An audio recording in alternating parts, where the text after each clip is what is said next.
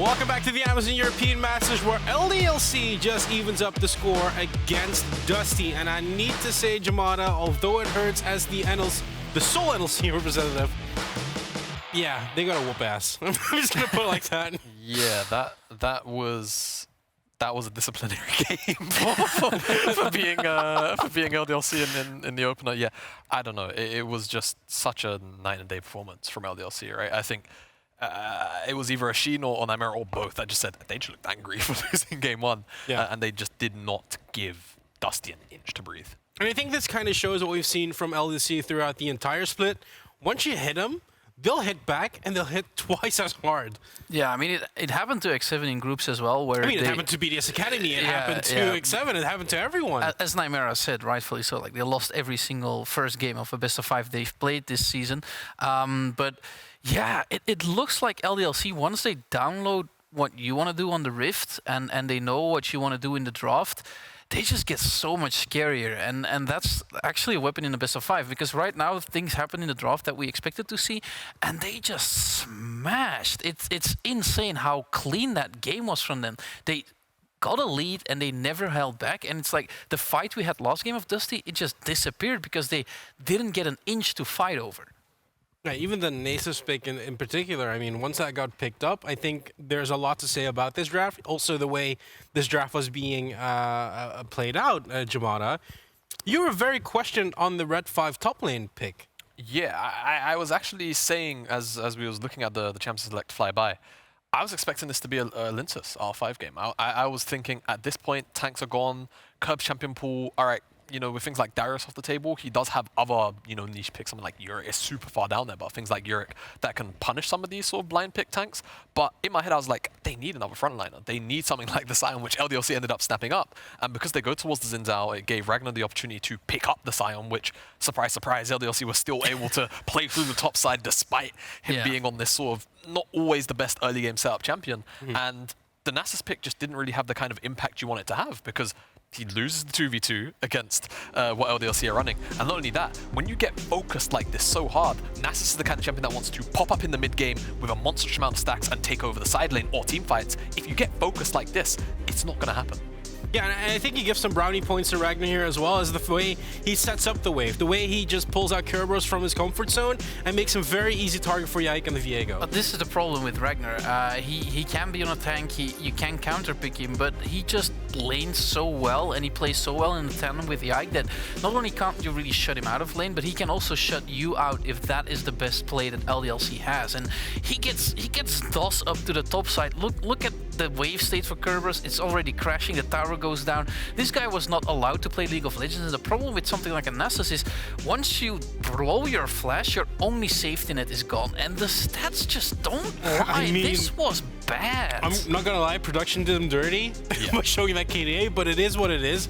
The Nasus pick not really showing the value, and you know, I'd like to see more from Kerberos, but I don't think he should get a counter pick. Going off this game, I'll be honest, it's not the best showcase, right? It's not the best. I mean, you need to throw a curveball. That's what we set up for the pre-show. You know what? I if think this is the curveball, I'm kind of worried. Yeah, no, and I think this is the thing for me. Dusty wanted to try and catch them off guard with the Nasus, right? But it's something that realistically LDLC should be prepped for. They might have even been expecting it in this slot, to be honest with you. But to me, I think the game 1 formula worked so well because realistically, again, we spoke about it in the pre-show. Everybody on LDLC is super consistent, right? And specifically the top side, because LDLC typically play towards the bottom side, it's going to be hard to punish. And in this case, they said, all right, our bot lane's winning anyway. Let's just go and stomp Nasus for the sake of it. I think this game would have made way more sense when they had the engage from the bottom side to just have more solid front line from Kerberos and then actually just give Lyncas a true carry if he's actually got it in his back pocket here, because I think this is the kind of game where, sure, he could have even maybe gone towards things like the Graves or just other carries where he's the one that can get the gold and he's the one that can carry alongside DenVoksne and Backlund. Now, we focus a lot on Dusty. Obviously, there are the last LLC representatives, once again, but LLC is still the favorite for the tournament, and I think they kind of showed now why. Yeah, I think this game is one of those games where you're like, oh, so that's peak LDLC and it's not even their peak yet. That's a bit a problem of this team. It's not like they got such a huge lead at the early game if the game was already played, but they just have this keen understanding of what they have to do at what point in time. You saw it in the first game as well, where suddenly when you give them that one Rift Herald, they take huge gold swings, and normally that's where a game ends. If you see a gold graph that suddenly goes 90 degrees up into the sky, the game should be over. But Dusty did a very good job last game of fighting back. This game, there was no fight to be had at all. I mean, you're losing a champion. Your Nasus hasn't been able to do anything in top lane. They were playing 4v5 from the get-go, Dusty, to be honest with you. And I think LDLC, again, like you said, and we kind of alluded to earlier, there's going to be games where they're just going to look at the enemy comp and go, this is their win condition, let's not let it happen. Yeah. And that is effectively what happened in this game, right? If Nasus went unchecked and was able to farm, and I'm going to be honest, I'm question marks around Kerberos' build. I'll maybe, you know, drop a message, ask him what that was all about. But, you know, he didn't get to have that side lane impact or the team fight impact that you would want to have from the Nasus sort of like 20 minutes into the game, simply because LDLC recognized that was probably their biggest threat to have to deal with, and they clinically closed it down, and the team fight spoke for themselves. Now, we're shedding a lot of light on the Nasus being a problem, and obviously, yeah, it didn't work for them.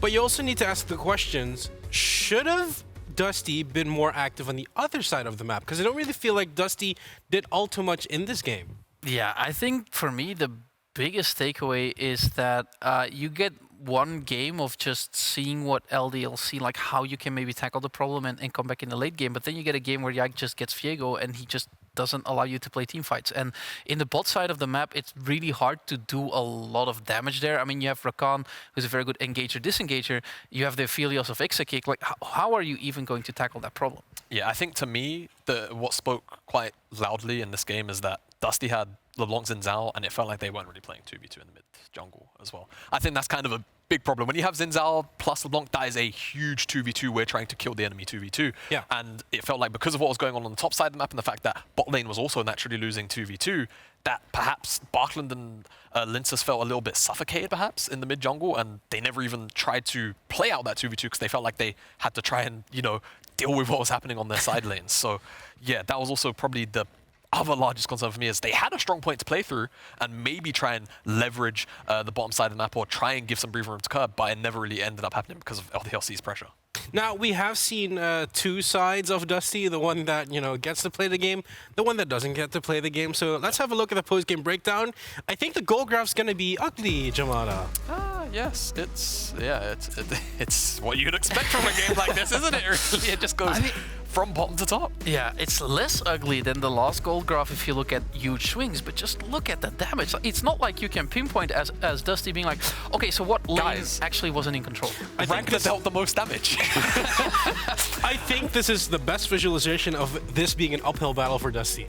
It's literally quite literally, a mountain. it's a mountain, yeah. I mean, I think if Dusty go into the next game with whatever mentality they had with this one, I think they're just going to lose the rest of the series. You know what? I think Dusty need to come into the next games as if they're 0-2 down. I think they actually need to play as if there is already nothing to lose. Otherwise, to me, LDLC are just going to walk over them again. And that was a crushing defeat, right? You think about how triumphant it is to take down a team like LDLC out of game one, you know, just swinging out the gates, to then get crushed like this. I think they really have to make sure that mental stays clear, but also I think they have to just play as if they lose one more game, the series is already over. Now, Dusty has chosen to stay on that red side, obviously, yeah, for that counter pick. They used it in the first game for Stend. Now, the second game, they used it for Kerberos. What do we want to see? Because we want to see them be active. Do you need to give Lyncas the tools to make it happen in the early game? I think that LDLC had a good read, like you said, Jamada, where Sejuani Wukong was too much of an issue, so Sejuani got banned out. I think for Dusty, in my opinion, they already did the Draven check. First game they banned Kalista Draven, then they didn't ban Draven, and LDLC didn't go for it. So maybe they can leave that Draven open again, and as you said, just change who they are counter-picking for. I think Lyncas had a huge first game if you set him up for success. I also think Stend on the pike was a curveball that wasn't expected. If you do stuff like that, then maybe LDLC isn't ready. For top side, they're definitely ready. Yeah, I think for me, for Dusty, right, if we're talking about adaptations here, go back to early picking something top for Kerberos, right? I was calling out something perhaps like the Renekton was up in this game. Could have blind picked that, and realistically Ragnar there's nothing really up that he could take into it, which is going to absolutely smash it. I think that could have been fine. But I think, honestly, leveraging 5th pick for either Stend again or Lyncas might be the key to actually giving them a little more freedom. I think if they try and play through top with a wacky pick after what I just saw, I don't think they're going to be able to do it. I think that they have to really try and give a little bit more freedom to Stend, or again, you know, buy space for DenVoksne, give him a hyper carry, but then build a comp around him where even if you fall behind, the team fights are still playable, even if you don't necessarily have a crazy amount of gold. And that brings us back to the point of putting DenVoksne in a hyper carry. Now the Sivir has been picked up twice into the Aphelios. Do you think he maybe needs to pick up a different AD? Oh, I don't think it's on DenVoksne. I think his first game was stellar. The amount of damage he was able to do once he gets the freedom, it's fine. I think in lane phase, you're not looking to win. It's just like get him to the mid to late game when topside isn't on fire. Yeah, I think the big thing for me is that the second composition, in comparison to the first one, lent a little bit too far away from strong team fighting, right? Since LeBlanc's more about picks in the early game and finding skirmishes, whereas their first composition was more or less all-out brawl and fight with big bruises that are always going to fulfill the role of buying space for a hyper carry like Sivir. So I don't think the issue is DenVoksne per se or the Sivir pick. I think it's more about Dusty trying to find a strong theme that's actually going to work into a team like LDLC. And I think if you try and run the skirmishing that you tried to have out of the mid jungle in this game and it doesn't work because you weren't able to play towards it, I think just fall back to the strategy that you had in game 1. But do you want to give Yike Fiego again? Honestly, I think it might be okay to give it to him. I just believe that Dusty need to have a team composition that they can actually stand toe-to-toe with LDLC and team fight 5v5. Because with that composition, it's not going to happen. Who's killing that Scion? The answer is basically only a 6-item Sivir, which they're never going to get to. Is this going to be a second game for LDC or Dusty? Quick. It's going to be LDLC. I think they are on fire. They know what they have to do. Awesome. But now, let's head into Game 3 of the series. Let's see who takes the lead now as we once again hand over to Ashin and Nymera. And hopefully, Nymera, you feel better now. I like how yeah, I was going to say, hang on, you got a bit of dust on you there. Little dusty as they come back, the dust settles. I have a lot more in my bank, so we're going to have to see where this cast You know what? goes. I was doing okay. Doing markedly worse right now. It's a fun day. We got at least 2 more games, but we're going to jump into picks and bans almost immediately, I would imagine. There's got to be something happening. It's not going to be the Nasus, but I do like the idea of kind of giving Kerberos something that maybe is a little bit off kilter, because again, having the idea that they can make different moves against LDLC that's off norm is the win condition. At the end of the day, you kind of know what Ragnar's going to pick, right? He picks towards like the tanky champions when like the Aatrox is off the table. They remove that in the second round of bans. The Nasus I am less fond of. Actually, after the NLC finals, because the players were there in person, managed to have a chat to Kerberos as well. Very intelligent dude, and he has a lot of picks in the back pocket. I wonder if he should stay a little bit close to the meta. I know that was something that you were talking about in the green room. Maybe something like a Jax could work out, actually. Yeah. Something like that. Just something like a Jax or a Gwen. Something that can be a little more self-sufficient rather than having to be propped up in the early game, demand that attention from mid-jungle, which should be playing for itself, actually. Be a bit more self-sufficient. Maybe they can roll from that point. I mean, the big thing as well from LDLC is that they don't need to change anything. I think Exakick on this Aphelios has looked fantastic. There are weaknesses against it, but there are things that you can kind of use to shore that up. I don't think they have to change anything, but they have been winning all of their lanes so far. I wonder if they pick towards the 2v2 and bot side a bit more, actually, at this point. I think if you're saying, like, okay, top side, we know what we're doing there. Ragner is just kind of being more valuable than Kerberos at this point.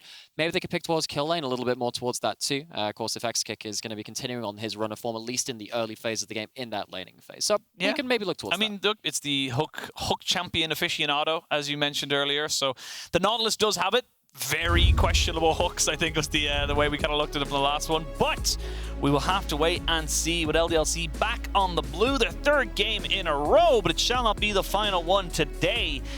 Between these two teams, the LFL #1, the NLC #1 seed, both going head-to-head in this quarterfinal. We are seeing incredibly similar bans. LDLC will just not let Backlund onto something he's comfortable with. And also, with Dusty, you have to ban away that Kalista. Kalista is one of those game-winning picks, particularly on this patch as well. It was yet to get to that point where it's nerfed kind of a little bit more out of relevance. You can play towards awful lot of that ability to snowball through that bot side. So, Sejuani was the last ban from Dusty in that last game. They switched around to Rakan this time.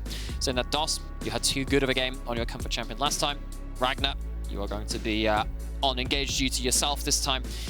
But DOS will have to find another champion to pilot. Yep, and could go back to We saw him on in game 1, but we'll see what they want to go for here on the side of Dusty. They do like the idea of the LeBlanc. Do they take the Aphelios? I feel like you have to at this point, because unless you have something, like you mentioned earlier, a bit of a kill lane to kind of go for something here, it does feel like you're just giving over 2 massive picks over to the side of LDLC when you have the red side. The difficulty I see for Dusty is that they have been losing that 2v2, which is why I'm looking at Exakick and Dawson saying, well, you could just do what you've done in the first 2 games. It's working for you, but honestly, just leverage the strength while it's there. I mean, at least at this point, they get themselves this 2-3 on blue side to lock that in. You're going to have to stomach a ban towards one of those bot lane rolls, should you want to on Dusty. It should also be the Ahri actually coming out as well from Yike. Has been very confident to pick that one out.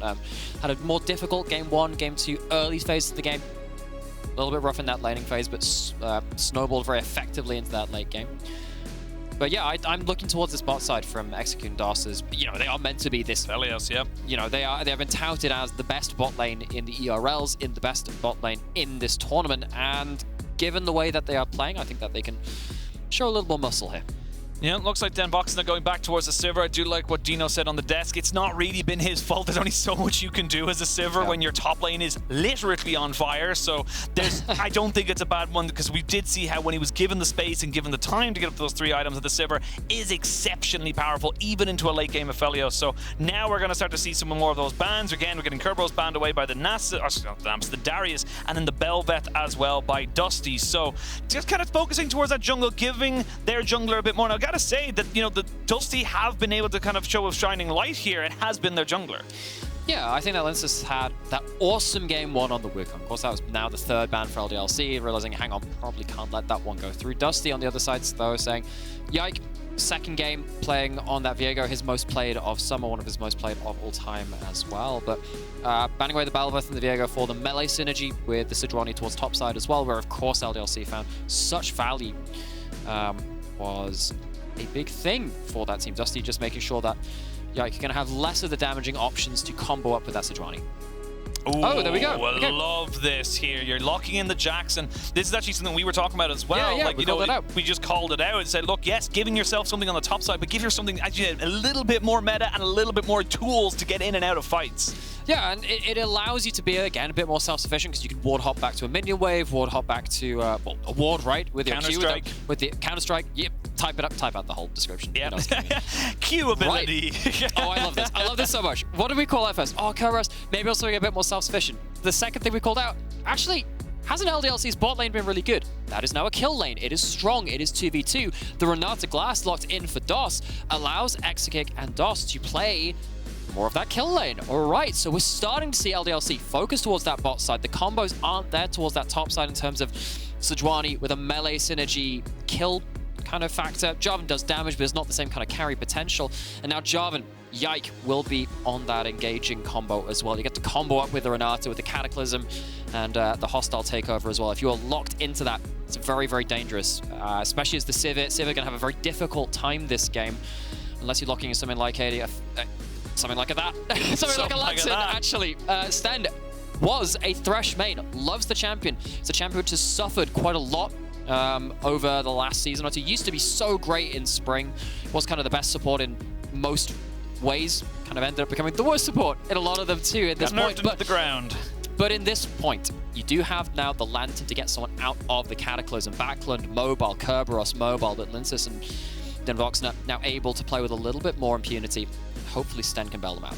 And that's a big thing as well. Like, yes, you did pick the Sivir. I love the Jarvan into the Sivir because it doesn't have that dash. It doesn't have that safety. But with the Thresh, it covers up a lot of that. But it does come down to you looking at the side of Dusty.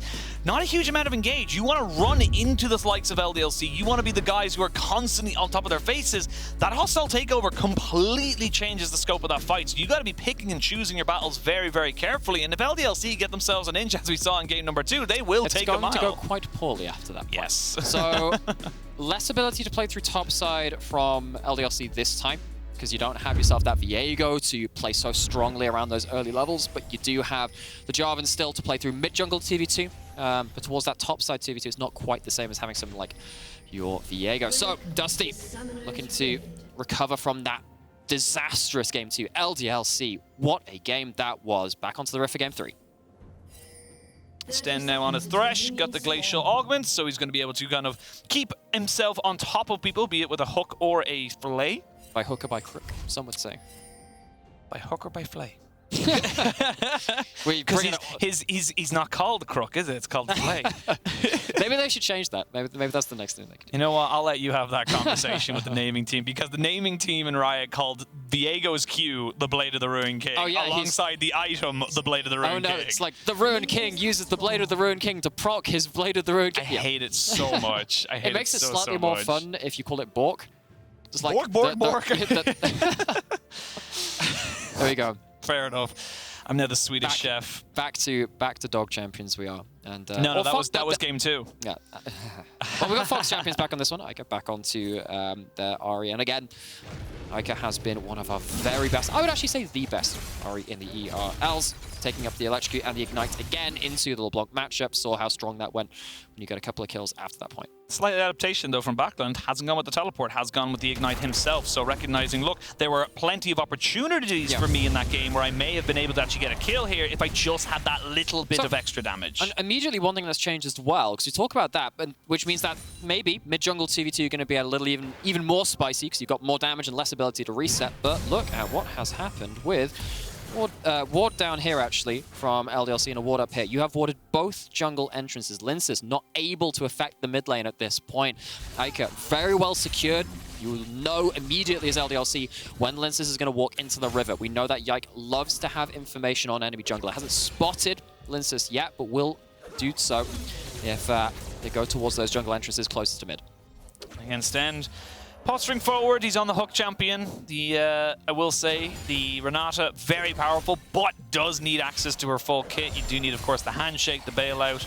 They can maybe go for a whispered past his butt cheeks right there. You could feel the wind as that hook just sailed on by. Yeah, and the thing about Renata is that you actually have a lot of damage just in your E very early on. Getting a slow as well for an extra auto attack from your AD carry. Very, very powerful. Backlund not taking a tower shot, gets the proc of the Sigil of Malice. Once again, Backlund in the individual 1v1, actually doing very well versus Eika. Not something that we could say happened yesterday with Tempt versus Chekalad. Chekalad really ran over that mid lane matchup on an individual level. Solo kills, running over that game. And now with the Dusty mid laner showing up, honestly, Dusty putting up a good showing even with that second loss. The first game was largely off the back of Dusty playing well in lane as well, not just falling apart like X7 did in the day before to that 0-3.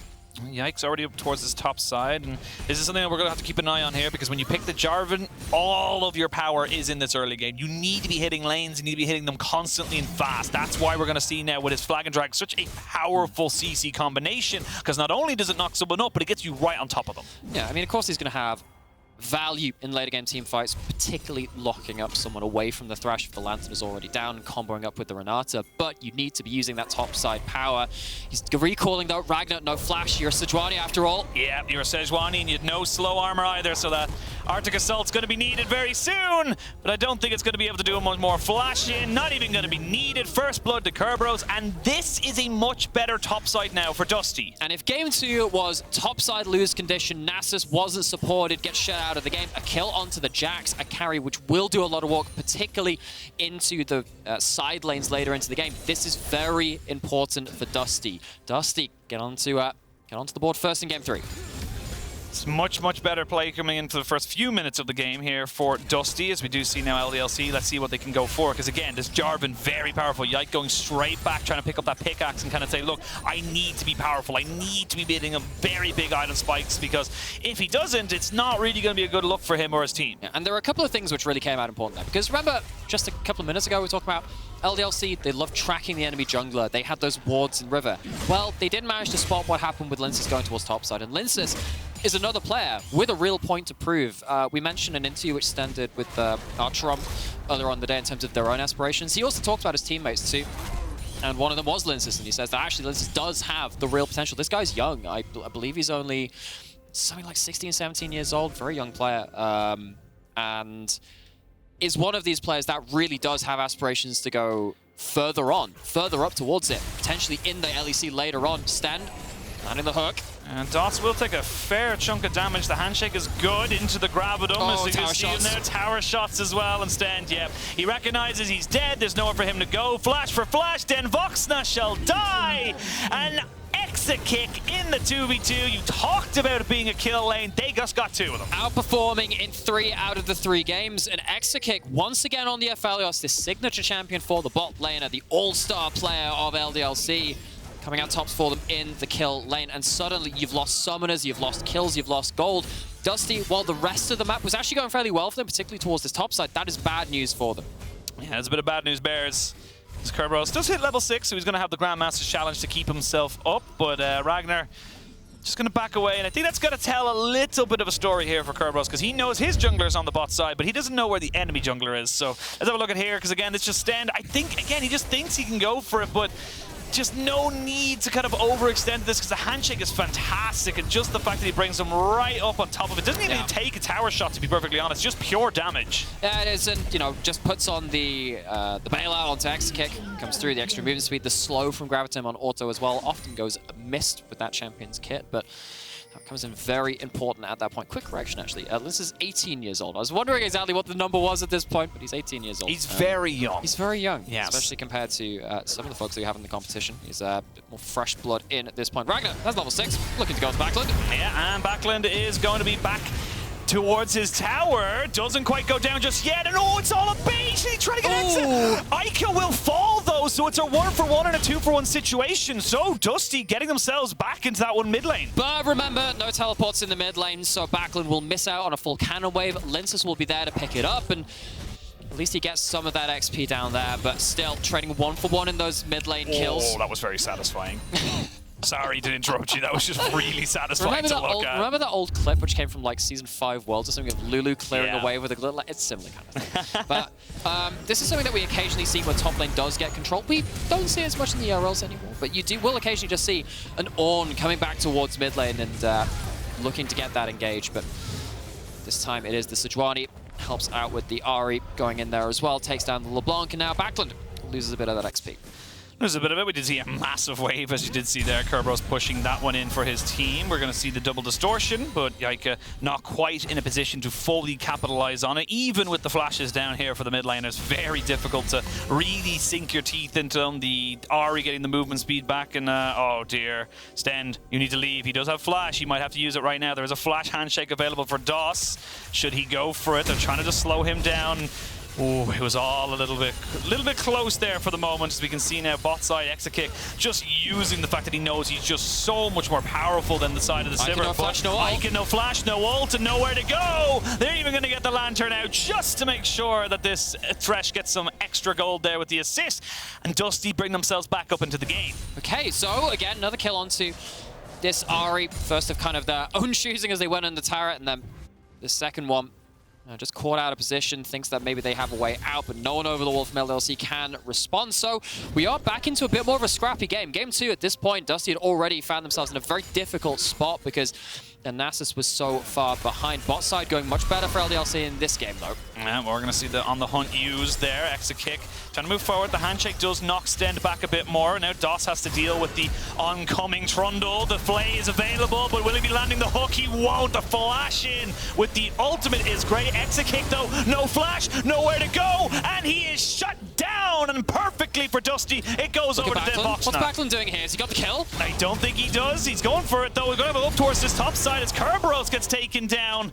Backlund does get the kill into this bot side. It's just going to be action across the map. We're down for a good scrap again. Game 3, Dusty bouncing back. This team is one with, of course, that mental fortitude to pull out that reverse sweep in the NLC finals, but they're up against the LFL first seed, LDLC. Strike on top side. Kerberos goes down. No teleport to reset that wave, and even though there are a couple of kills going over to Dusty, LDLC not finding themselves without answers. LDLC did get a kill on top side. They will turn it into a Rift Herald. Let's have a look at the full replay here, because again, they just know the Trundle's coming. They know they have numbers advantage, so they fully commit.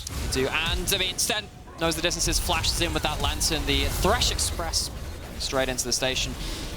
The pillar afterwards. Exakick does use the Severum ultimate to try and get some kind of healing back, but the healing cut is already down, not nearly enough to come back in. And this is where the Ignite comes in handy.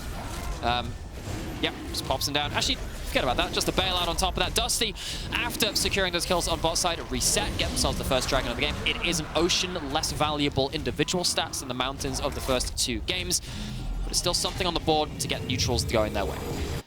Again, much closer game than we saw in game 2. This is a bit more reminiscent of game number 1 here for Dusty, and little things, little adaptations, the mini metas, if you will, of a series. Taking Ignite for the LeBlanc instead of a teleport, taking the Jax instead of a Nasus, my personal favorite. You know, little things like that that kind of change how the game develops, how the bans are put out there. There's not enough emphasis on the Sejuani this time around, but this time, you know, it might end up being biting them back. And the great thing is, that, you know, this is the best of 5 where those adaptations are actually making an impact in a series which maybe we thought was going to be very one-sided. In fact, actually, we were pretty confident it was going to be one-sided. I was pretty confident. First game was, of course, traditionally dropped by LDLC, but we were excited. I was excited, nonetheless. Already made that reference back to it. But in game 2 and game 3 now, we're seeing this pendulum switch back and forth, and particularly for the NLC versus the LFL. That's something that we've struggled to see this year. Ragner has the ult, has Ignite. Kerb, gotta be careful here. Yeah, he could get 100 to 0 very quickly, and it's a Ionian Boots here for Ragner means that he's going to be very, very quick to get those cooldowns back. You can see LDLC recognizing that they had lost vision control on the bot side, so they just cleared that one out there with Yike. But Ragner may be thinking about going for a dive, thinks the better of it because there's no sign of the Trundle. If Lyncas was in the top side of the map, he would have been very vulnerable. It's a fun story about that. We were calling him Lyncas the entire year, and then he reached out to us and said, "Hi, I'm one of your masters. Can we pronounce it Lyncas?" And it was just like, that's really nice. Reached out to Jamada about that. And I was like, okay, all right, because you asked so nicely. But anyway, any other player, no, get lost. Only if you are nice like Lyncas. Yeah, but Lyncas is towards his top side on Krugs. Ica's made his way up here. That's just a dead Jax. You're just dead here, Jax. Nothing you can do. You did have Lyncas at the top side, but Kerberos just not really positioned to go for it. Again, we're seeing this, again, the adaptation in the game. It's no longer about the 1v1 in mid. It's about how those mid laners can adapt, move out, get themselves to become bigger forces in bigger matchups. Herald's up here too. You don't have that many ultimates to play around, but you've already got what you came for. Got that Demolish proc. It's going to be, I guess, 3-4 plates right in one go. I'm actually not sure if it was above 1 just before that point. But LDLC walking away with a significant amount of gold at that point, which does mean that the Jax no longer has an advantage. Ahri, of course, picking up the kill from that 1-2. Very happy about their gains from the top side. Well, Dots gets hit. He's going to be flayed back, but he doesn't quite get hit into the box. We are going to have them getting the full investment there of the summoners here. DenVoksne does have a flash, but the Gravitum is just too damn good. Doss stays alive, but not for much longer. Backlund comes in, Backlund flashes, and he's gone in the blink of an eye. And once again, Dusty brings someone else to play in the bot side. Top side has been LDLC's in the last few minutes, but Dusty continuing to find something towards the bot side. We challenged LDLC's bot lane to say, okay, you have been winning bot lane. Maybe you can pick something that can play through it. They've done that, but Dusty have responded well in-game to make sure that they don't have a free run at the 2v2. There's always something else answering them. And Yike, I got to admit, has been a little bit slower to kind of get to these plays. But let's have a look at this one here, because again, it's just Doss honestly just kind of not recognizing where the Thresh was, so he gets hooked from the fog of war. And actually, this should have been less close than it was, because the box wall didn't actually break on that flay. It was very close to doing so, got flayed into the wall, I believe, instead of the actual box, but and that Doss could survive a little longer. Means that he gets a flash for his trouble as well, but still, Dusty still walk away with that kill, still walk away with a successful 3v2 on that bot side, and now suddenly Backlund has a lot of gold on his LeBlanc. It is another comfort pick between these two teams, which has seen them a lot of success. Didn't see it in that game too, of course. Backlund very much struggling to impact the game, but now on his LeBlanc, the all-star mid laner from the NLC set up for success. The big thing also from that fight, as you can see now, Doss doesn't have a stopwatch. Doss is on a support that is incredibly squishy, very powerful, but if you're jumped on, you don't have a flash, you don't have a stopwatch, you're just in a bad spot. It's just bad time bears, so you gotta be able to make sure that you're not getting caught out, because you will just get deleted. The thing about a Renata is that you're tanky at like level 2 or 3 at that point, right? Because like you have Guardian, you've got your shield from the Kerberos. Oh, he's just dead. Yeah, Kerberos is also not tanky at this point, as much as we're talking about the Renata. Goes down for their 3rd death of the game, and Dusty have really, really struggled to shield Kerberos in these last 2 games. On the Sejuani, just did their job, honestly. In this one, finding it very hard to do so. I mean, look, there's only so much that Lyncas can do and kind of move up towards that top side. And we did see a gank there very early on to kind of keep Kerberos going into it. And look, in fairness to Kerberos, he's only down 600 gold. He's up about 10 CS, so he's keeping in tow. It's not that terrible. And even in that last fight, Ragner uses Ignite. They actually got the flash from Yike as well, just before this dragon. So this is still going to be 2 dragons to the stack of Dusty. So if Kerberos can just keep drawing those resources to him and the rest of Dusty can do stuff with that move, that's a positive. It is a positive.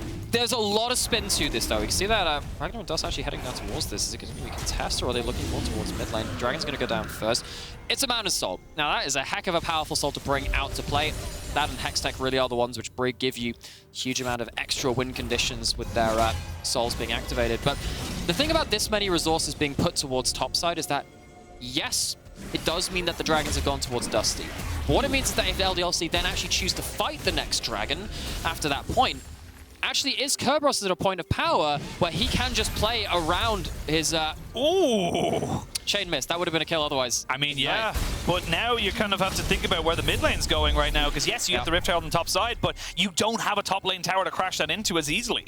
Yeah, and this, if the Jax isn't a side lane win condition, potentially the LeBlanc can be an extra X factor after this point. Speaking of those win conditions, teleports coming in. Yeah, they're going to have 2 TPs coming in, but immediately they back away. They said, look, Ragnar's now been here. We've gotten our TP advantage. We can back ourselves away. And I like this from Dusty. They recognize, look, I just chunked out Eika. He doesn't have ultimate. They knew that Yike was on the top side of the map because of the fact that they just used it. Flash in, play in, as Dust might be going down. They will have to force a flash out of him. He used the bailout on himself, but that means you don't have it now for the rest of your team. Hook, line, and sinker. Kerberos has ended the game as they can finally jump onto Ragnar, who's tanky but got no damage. Ricochet onto Dust, and that's 2 kills for the Sivir. Flick of a switch. Dusty just explode into the bot side. Look at LDLC and say, blink first, I dare you. They go forward to that play, they draw out the teleports, and they commit after the play seems to have fizzled out. Dusty go towards bot lane once and then a second time. LDLC caught off guard. I mean, 100% really well played here, because look, Dusty, it looks like they just all backed away, and then Stend just stays out of fog of war. And this is the second part of this play. You think that, okay, they're just coming back towards the 2v2, but they stick in there. They have the flash on the Jax. It's not an ignite from lane. He's got that extra bit of mobility. Sivir certainly helping with that too. As soon as that first kill is down, you go, hang on, they don't have any damage. Sejuani's not going to kill multiple people. You've got the Trundle already running, very tanky, and they run down absolutely everyone else. Remember with Sivir nowadays, you actually get resets on your ult when you get kills involved with that too. You get much more mobility than some people can necessarily remind yourself of. Oh, there's another one. Exakick is going to be falling down. You would imagine they're going to lose the Sejuani ultimate as well. He's going to lose his flash as they try and get Kerberos to join in here. He flashed, or doesn't flash, and he jumps in to try and make this one work. But this is just a different side of Dusty. They're not done yet because they're saying, look, Ragnar, you're not a super tank right now. You're not the Scion from game 2. Where has this Dusty been all you masters? And it is Stend on another hook champion, his favorite hook champion, one that he's had so little chance to show in summer since Thresh fell out of the meta. But in this game, in this quarterfinals, Stend is really fueling Dusty's playmaking. It happens bottom side. Oh my god, Backlund's here too. And he's able to get himself out as well. This has exploded into a 3,500 gold lead. Not only that, you've taken all the turrets in the bottom half of the map. That is so easy now for the Jax to push in with pure safety. And one game against LDLC, you think, okay, all right, bit of a fluke, maybe a bit of an upset. But in a second game, Dusty really pushing the LFL first seed coming into this series as underdogs. It really does go to show what Dusty bring to a best of 5 when they have this point to prove. Stend said himself he wants to be up in the LFL. He wants to get to the LEC through that league, give himself something to put on his resume. The rest of the team, most of this team was actually benched in spring from one team or another. They came into summer. A lot of the members coming off of different rosters, forming a new Dusty. with a new identity, and they are putting out this kind of performance on the Amazon EU Masters stage. Yeah, they ain't Dusty anymore. They're going to have to rebrand to clean because this has been looking fantastic right now from the side of the Icelandic organization, the NLC champions. It's not over just yet, and they still have to get that Nexus to explode, but 2 items now onto your Sivir, 2 items onto LeBlanc. Kerberos is ahead of the curve in terms of Ragner, so he's going to be able to try and keep that Sejuani at bay as well. And you've got 2 dragons to your name. You can start playing this game out around a soul win condition, particularly because it is mountain. LDLC looking for something around the flank, but Dusty have the vision control. Oh, you knew they were there. He's going to use a stopwatch right now. And they get DOS. Where did he go? He disappeared as LeBlanc makes the magician's work. Kerberos is coming in off to the side. Another fantastic hook.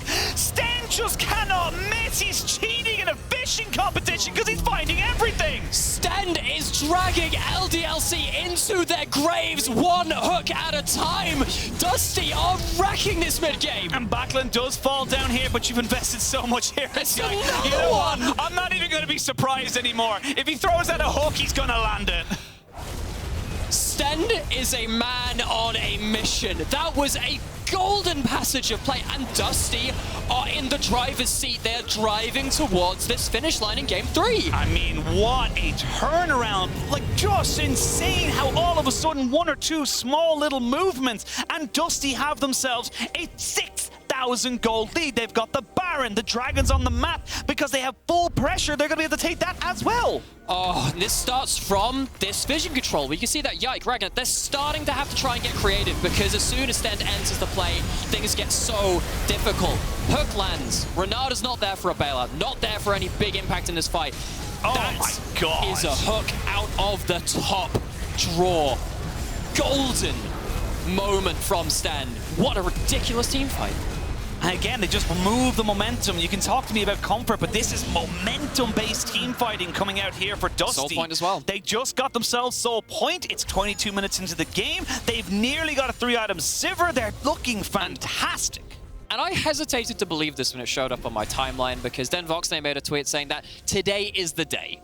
No way we're going to lose. Let's go, with other words thrown in there too. But they came in Some vocabulary that we cannot say. Some vocabulary which is probably not fit for broadcast, but Dusty, they are showing us some real magic. Backlund in danger, does have himself the Magi's.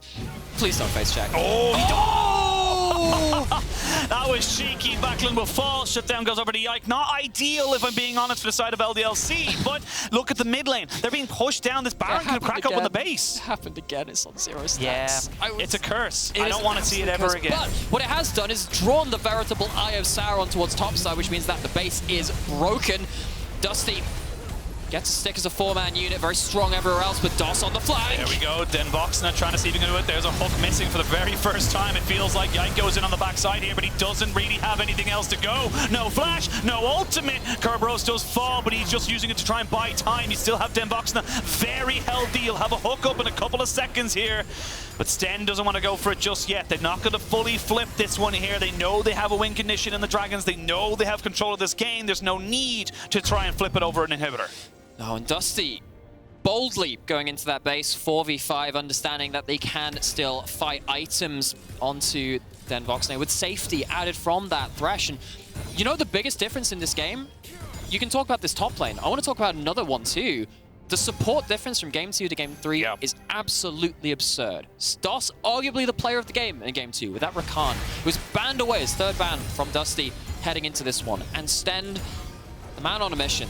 I mean, this guy cannot overemphasize how important they have been in Game 3. And it might just see Dusty away to a 2nd win in this series. Match one which I think a lot of, most people out there, myself included, pretty much everyone on broadcast included, would not have given Dusty, really giving us something to talk about. I mean, again, we talk about it time and time again, but it was, the last hope was yesterday, where they got, that hope was ripped apart, put into the bin, and never seen ever again. This wasn't the hope for the NLC. This was the guaranteed semi-finals. This was the push through the pain. I said this in the pre-show, where, look, at the end of the day, if you're gonna win Amazon EU Masters, you gotta beat teams like LDLC. You gotta beat the pre-tournament favorites at some point. And though it is an uphill battle, you gotta do it at some point. So they're pushing through the pain, and they're doing more than just that.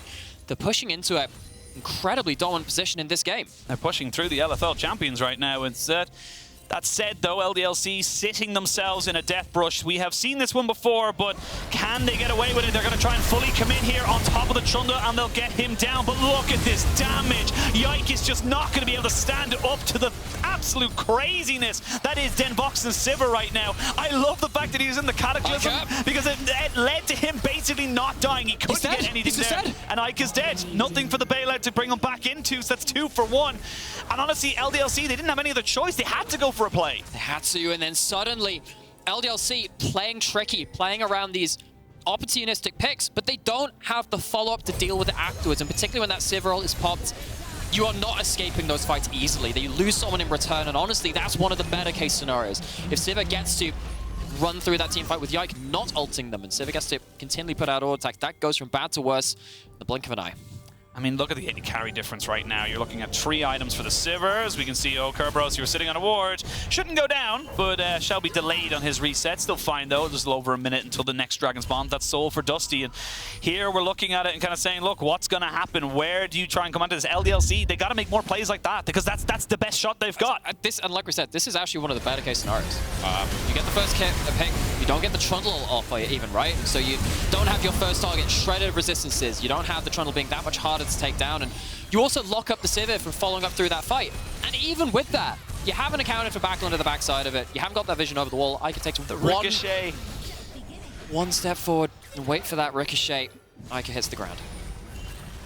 And again, like you said, as much as the combination of the Cataclysm to lock in the Sivir is great, it actually protects the Sivir from everyone else around her. Because even if you get the hostile taker coming over, if they're not in the Cataclysm with her, they're not going to be able to hit her. So it's actually a really nice little thing because there's so much melee on the side of Dusty outside of the Sivir. So a little small thing I just noticed there because Kerberos got hit. And I was like, oh no, he's going to start hitting his own lady carry. And he couldn't. He was just sitting there looking at the Cataclysm going, damn. But the worst possible thing is like you have like a W active and then empowered auto attacks tend to have a little bit extra range for them. It's like, oh no. That's going to be a big old smack on the top of the head. And even with that, they're giving it up. This is going to be Mountain Soul to Dusty. I'm trying to hold off and say that Dusty, they've definitely won this game. Because again, you are against a team which is so clutch, so good at playing out these team fights if you give them those advantages. But Dusty, with such a large gold lead at this point, with items completed, with that soul point going down, they have themselves very strong advantage in this third game. Eika just find a charm, but again, look at the Mountain Soul just doing work. Eika's going to have to use the Spirit Rush over the back, and like I said, as much as you don't want to say this is Dusty's game, it is their game to lose. That's where we are in this game right now. Resetting of expectations right now because LDLC are firmly on the back foot. And I like where they're trying to go with this because that Baron Rush, as much as it's not going to go for it, it's not going to work. They need to do something. And Charm lands. It's going to try and fully commit now onto Backlund. And they should be able to take him out. That's going to be 1 kill, but you've lost. Yike, you're going to lose a little bit more now off of this because you can see Ragner trying to run away. Quick little piggy, run back to your house because the big bad wolf is coming for you. Double kill for DenVoksne, and they're pushing back towards the big purple worm. LDLC maybe came into the day thinking that they were going into the hen house. Turns out it's a house of wolves, Dusty inhabiting it. And in this fight, they don't have the ability to disengage. When they commit, they're going in, and Yike finds that out the hard way for not the first time this game. Dusty, another Baron to their name, and Soul already racked up on their backs, and they are continuing to push this game further in their advantage. It starts off with an unfortunate pick. You don't have vision control. CC goes onto that first target. You don't have the same ability of something like a bailout or a hostile takeover to buy you space to save your carries, but you don't need it at that point. At that point, Dusty have got enemies right in front of them that dove way too far trying to secure themselves the victory, and they take away the kills. I mean, Exakick wasn't even there. That was a 4v5 at best for LDLC because Exakick had to return to deal with the mid lane. So it's a small window that they try to work for them, and I don't blame LDLC for this. Some people might look at this and go, oh, why would you go for that? You have to go for that. You don't really have any other options. Yeah. Yike can't stand on his own 2 feet. If he goes in, he's dying. And that's a completely correct thing to bring up, because if we're going to talk about Dusty in that last game, looking for the higher variance but also higher risk plays, the Hail Marys, you've got to praise LDLC for it too. They are looking for those picks over the wall between various bits of CC, but in both cases, the teams with the advantage have started to roll away with it, and in this particular case, Dusty are the ones which are looking to come out away with match point from this one. They have the rest of this Baron buff to come out. 3.5 minutes until the Elder spawns. A little while until they have to put that into the equation of resetting towards it. Dusty Where's your killer blow? Where's the hammer blow swinging towards? I mean, yes, you do have 3 items onto your Aphelios, but they're not traditional 3 items. He's going to try and get the Moonlight Vigil to come out. Charm doesn't do anything. Berserk puts him in a house. And that's the Lantern out of the and that's Cataclysm. the Lantern out of the Cataclysm. So you just exactly what we talked about. The Thresh coming out, Trunks and Stend. Oh, just cannot miss. That's going to be game number 3 going over to Dusty. They'll take themselves to match point over LDLC. And there's your killer blow. It's not just a killer blow, it's a death sentence. It's Stend on the Thresh, and they're sending it towards match point for Dusty. You'll get all the summoners out here from LDLC. They know they messed up a little bit, and that's going to be match point for Dusty. A position, a line I never thought I was going to say today, but here we are. And this is why I love best of 5s. I love best of 5s, and it's part of like that bit of miracle dust, a bit of that magic around. Oh, we love an underdog story. It's just about any kind of competitive venture, you know.